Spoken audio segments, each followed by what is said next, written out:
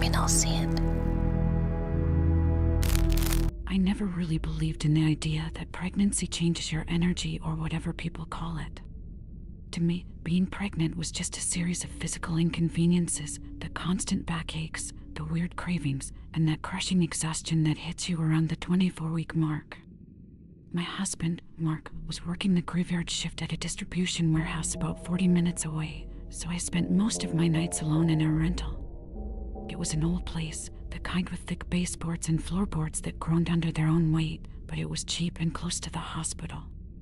The first time I noticed something was off, I was sitting on the nursery floor trying to assemble a crib. It was late, maybe 1 a.m, and the house was dead silent. I remember feeling this sudden, sharp chill, not like a draft from a window, but like someone had just opened a freezer door right behind my neck. I turned around, expecting to see a window I'd forgotten to close, but the air in the room felt heavy, thick, like it was saturated with moisture. And then I smelled it. It was the copper-sweet scent of wet pennies and old meat. It was the smell of a nosebleed that wouldn't stop. I checked myself, thinking maybe my gums were bleeding or I'd scratched my skin, but I was fine. The smell vanished as quickly as it had arrived, leaving nothing but the scent of sawdust and lavender detergent. A few nights later, the mimicry started. Mark usually gets home around 6 a.m. I'm a light sleeper, especially with the baby kicking my ribs, so I've grown used to the sequence of sounds that mean he's home. The heavy thud of the front door, the jingle of his keys hitting the ceramic bowl on the entryway table, and then that very specific, rhythmic gait of his, a slight drag of his left heel because of an old high school football injury. I was lying in bed, staring at the shadows on the ceiling, when I heard the front door click. It was only 3 a.m. I figured he'd been sent home early because the scanners were down again. I heard the keys hit the bowl, clink, and then the footsteps started. That scrape. That scrape. He walked down the hallway, stopping right outside the bedroom door. The silhouette that blocked the hallway light was unmistakable. It was his height, his broad shoulders, even the way he tilted his head to the side when he was tired. I called out to him, asking why he was home so early, but he didn't answer.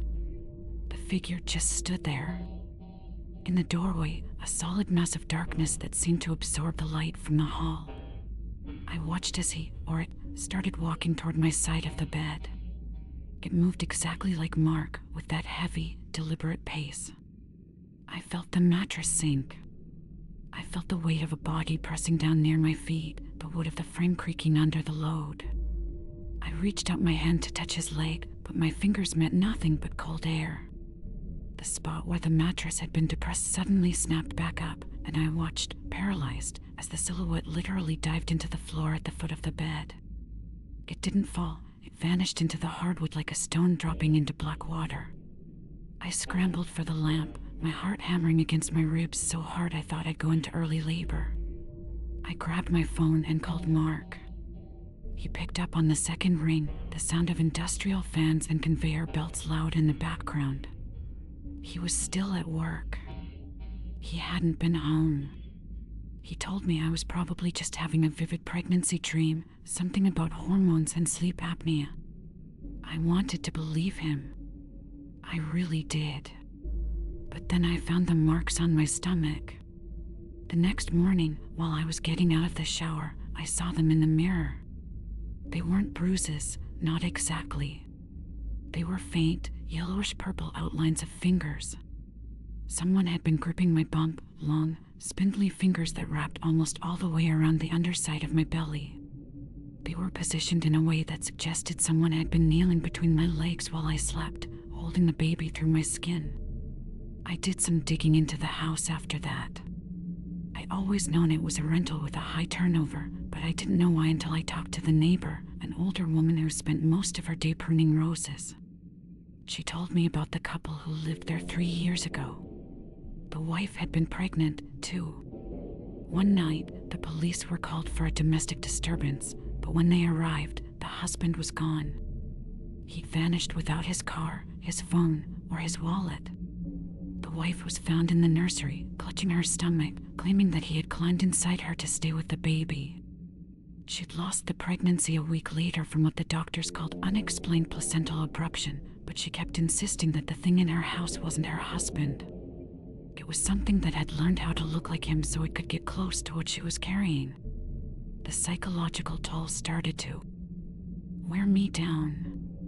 I stopped sleeping. I kept the lights on in every room, but the shadows just found smaller places to hide, under the dresser, behind the crib, in the folds of the curtains. I started seeing Mark everywhere. I'd be brushing my teeth and see his reflection in the hallway mirror, only for him to dissolve into a smudge of gray soot when I turned around. The smell of copper became a permanent fixture in the nursery. It was so strong it made me gag, a visceral, metallic stench that seemed to seep out of the electrical outlets. One night, the escalation hit its peak.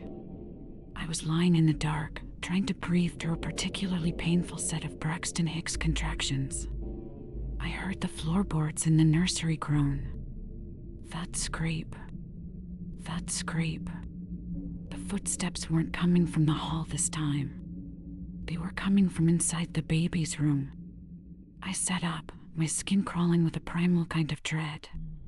The door to the nursery, which I'd locked from the outside, slowly creaked open. The silhouette stood there again. This time, it wasn't just a shadow. It was more substantial. It looked like a man made of wet, black velvet. It had no face, just a slight indentation where the nose should be and a jagged, horizontal slit for a mouth. It walked toward me, and this time, it didn't stop at the edge of the bed. It crawled over me. It was freezing, a bone-deep, necrotic cold that made my lungs seize up. I couldn't scream. I couldn't move. It put its hands on my stomach, and I felt the baby go absolutely wild inside me, kicking and twisting as if it were trying to escape. The thing leaned down, its face inches from mine. I could smell the rot now, the scent of a wound that had gone septic. It opened its mouth, and instead of a voice, I heard the sound of my own heartbeat, amplified and distorted, echoing back at me from inside its throat. It whispered one word, using Mark's exact pitch and inflection, ours. Then it lunged, not at me, but downward, its entire weight slamming into my midsection. I felt a horrific, tearing sensation, and then nothing. I blacked out. I woke up in the hospital 2 days later. Mark was there, his face pale and sunken. He told me he'd come home early and found me unconscious on the bedroom floor, covered in blood. The doctors were baffled. I'd suffered a massive internal hemorrhage, but the baby was somehow fine. They performed an emergency C-section, and my son was born 6 weeks early. We moved out the day I was discharged. We left almost everything behind, the crib, the clothes, the furniture. We moved into a bright, modern apartment with big windows and no history. I thought it was over. I thought the mimic was tied to that house, to the energy of that specific place. But last night, I was sitting in the living room, nursing the baby. Mark was in the kitchen making coffee. I heard him walk toward the nursery, that familiar thud scrape of his heel. I looked up, expecting to see him walk past the doorway. Then I heard him call out from the kitchen, "Hey, do you want sugar in this?" I looked toward the nursery door. The silhouette was standing there, watching us. It wasn't mimicking Mark anymore. It was smaller now. Much smaller. It was crouching on all fours, its head tilted to the side, mimicking the exact way my son tucks his chin when he's falling asleep. It hasn't left. It just waited for the new life to be outside of me so it could have a better view. And now, every time my son laughs, I hear a second, faint echo coming from the shadows under his crib. It's learning his voice.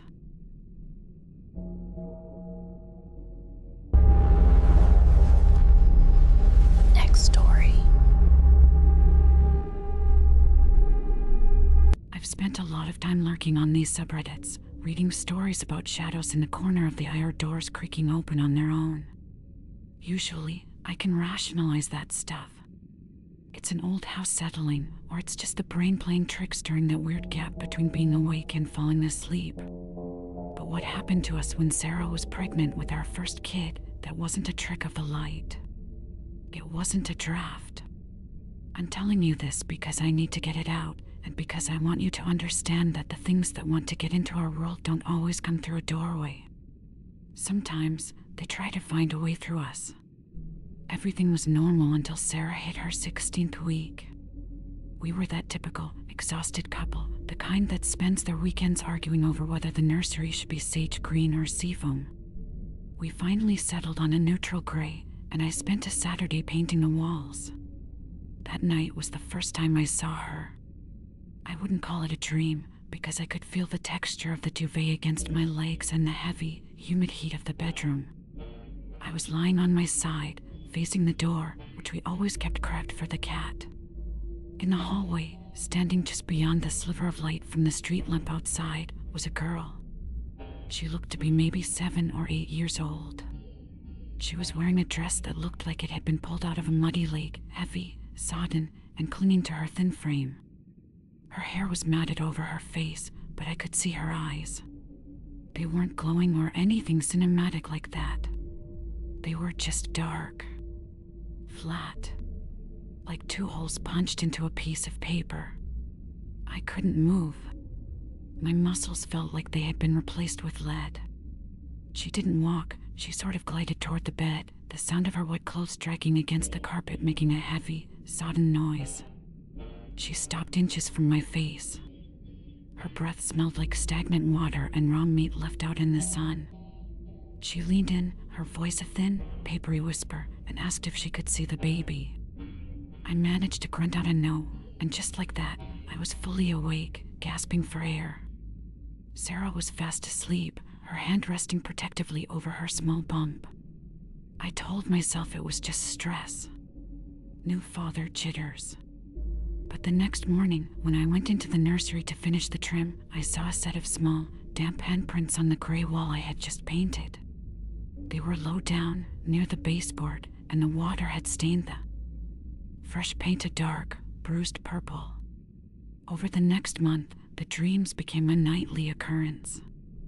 Every time I closed my eyes, she was there. And every time, she got closer to Sarah.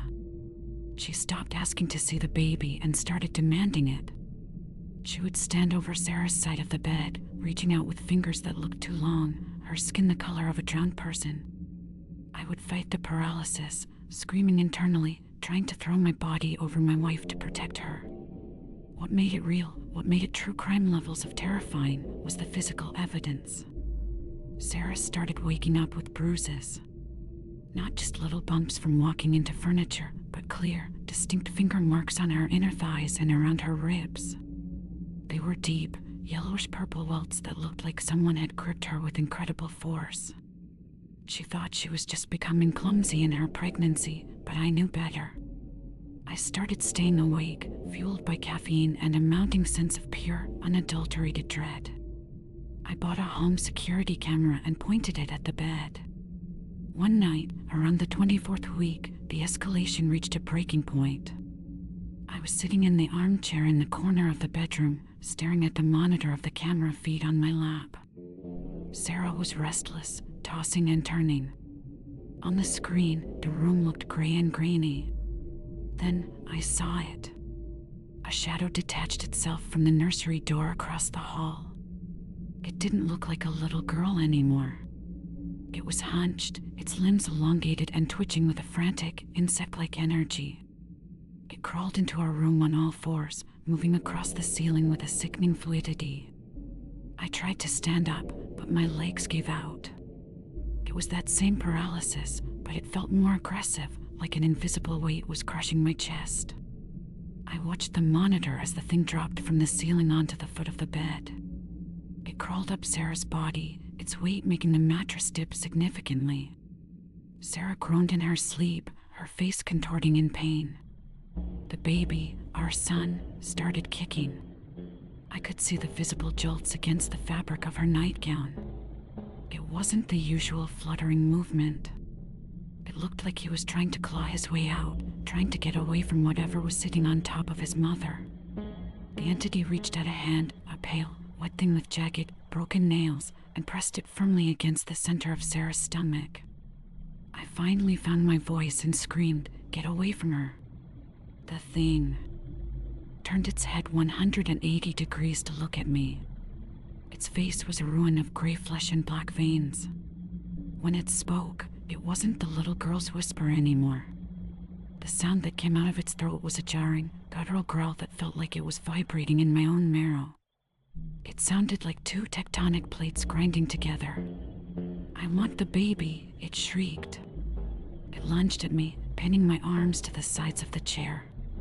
I could feel the coldness of its skin. It was like being touched by a block of ice. It pressed its face close to mine, and I saw that its mouth was filled with rows of needle-thin teeth, gumless and bloody. I felt a sharp, searing pain in my forearm as its nails dug through my skin and muscle, reaching for the bone. I could hear the wet tear of my own flesh. Sarah woke up screaming. Not because of the ghost, but because she felt like she was being ripped apart from the inside. The entity vanished the moment she opened her eyes, but the damage was done. I was slumped in the chair, my arm a mess of deep, jagged lacerations that were pouring blood onto the floor. Sarah was clutching her stomach, sobbing, her nightgown soaked in a mixture of sweat and a dark, foul-smelling fluid that definitely wasn't amniotic. We went to the hospital, obviously. I told the doctors an intruder had broken in. I had to. If I told them the truth, they would have put me in a psych ward and taken my son away before he was even born. The police came, searched the house, and found nothing. No forced entry. No fingerprints other than ours. They looked at me with such suspicion, a man with shredded arms and a terrified, bruised wife. I could see them weighing the options of arresting me right there in the maternity ward. Sarah survived, and so did the baby. But things aren't right. My son is 2 years old now. He's a beautiful boy, but sometimes I catch him standing in the nursery, staring at the wall where those damp handprints appeared 2 years ago. He doesn't play with his trucks then. He just stands there, perfectly still, whispering to someone I can't see. A few weeks ago, I was changing his shirt when I saw it. On the small of his back, there's a birthmark. It's a faint, discolored patch of skin that wasn't there when he was born. If you look at it in the right light, it looks exactly like a tiny, wet handprint. And sometimes, late at night, when the house is quiet and the air gets that heavy, stagnant smell, I hear a deep, guttural vibration. Coming from the baby monitor. It's not a cry. It's not a laugh.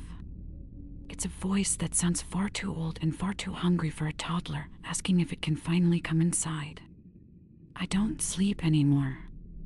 I sit in the hallway with a heavy flashlight and a kitchen knife, watching the door to his room. Because I know that whatever was in the nursery that night didn't just want to touch the baby.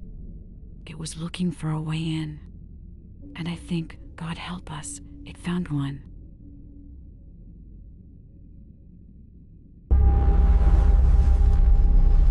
Next story. Most people talk about the glow of pregnancy, the period where you're supposed to feel connected to life and the future. For me, it felt like someone had hollowed me out and left the door wide open. It started small, the kind of stuff you can laugh off if you try hard enough. I'd walk into the kitchen for a glass of water in the middle of the night, and every single cabinet door would be standing wide open. I'd close them, thinking maybe my husband was sleepwalking or I'd just been forgetful, but I'd turn around to put the glass in the sink and they'd be open again. Not swinging, not slamming, just silently, perfectly open, as if someone had been searching for something and forgot to hide the evidence. By the second trimester, the feeling of being watched turned into a full-blown visual nightmare. I've always been a person who likes a long, hot shower to deal with the back pain, but I had to stop. I couldn't handle the steam on the mirror anymore. One night, I was standing there, brushing my teeth, and the fog on the glass started to clear in little patches, like fingers were dragging through the condensation. I froze, watching a shape take form directly behind my shoulder. It wasn't a shadow. It was a person, or at least it had the dimensions of one. It was tall, impossibly thin, and it was leaning in so close that I should have felt its breath on my neck. But there was nothing, just a deep, unnatural cold that seemed to radiate from the glass itself. I didn't scream. I couldn't.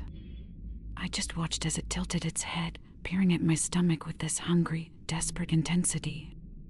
I tried telling my husband, but what do you even say to someone when you're carrying their first child?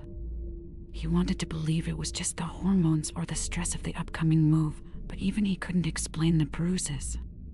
I started waking up with these dark, yellowish-purple marks on my inner thighs and around my ribs, thumb-sized indentations, as if someone had been trying to get a grip on me while I slept. He'd find me sitting upright in bed at 3 a.m, eyes wide open, staring at the corner of the room.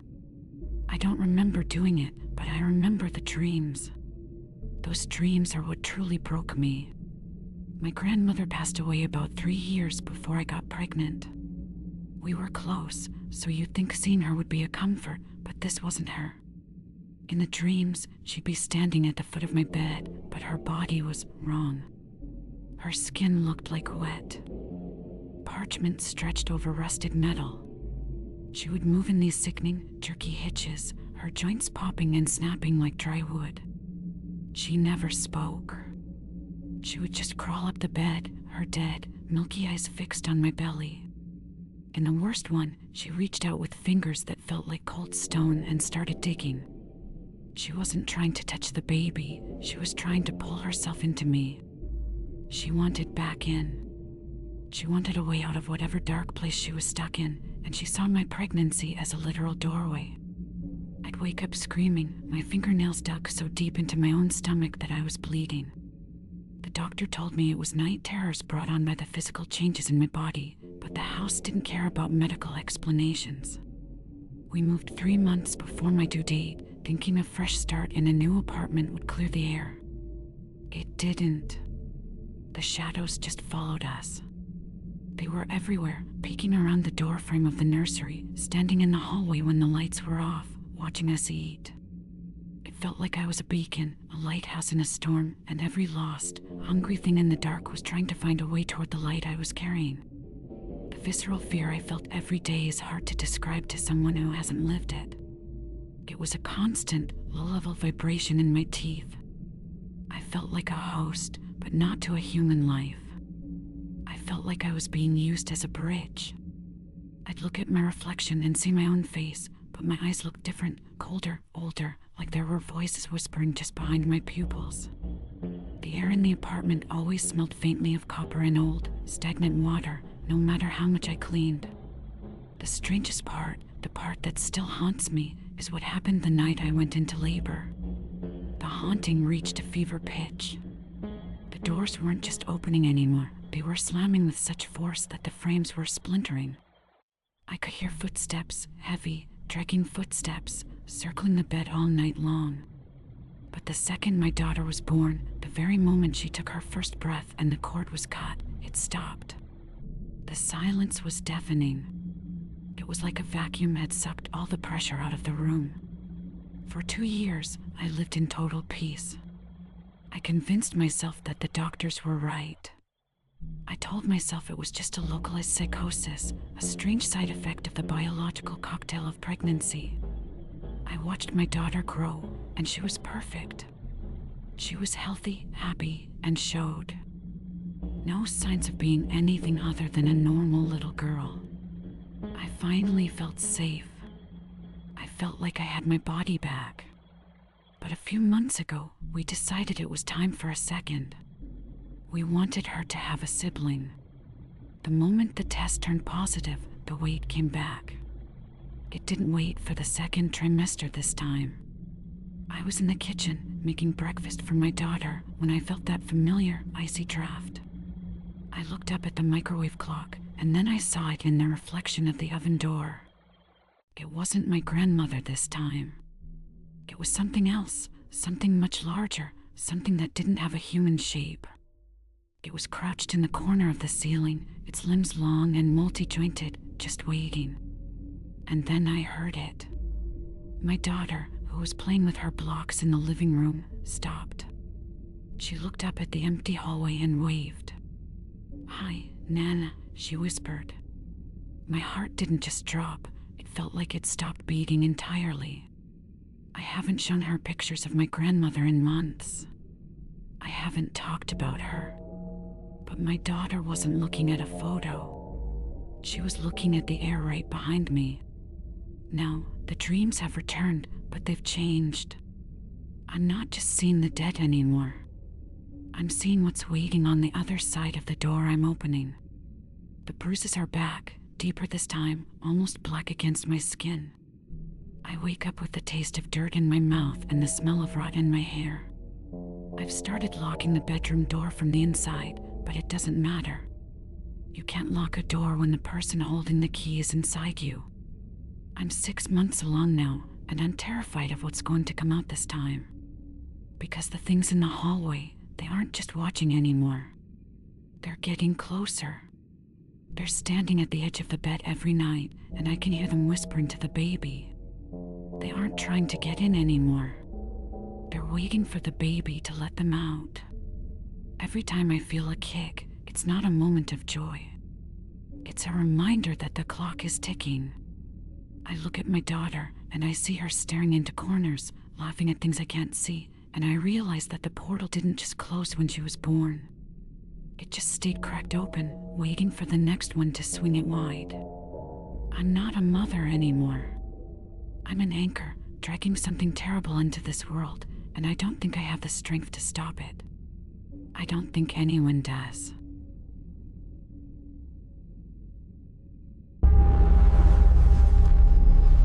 Next story.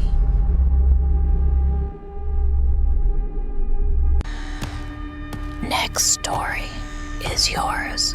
Take a look at the shadow in the corner of your room. Are you sure it was that shape a minute ago? Subscribe or be the next in line.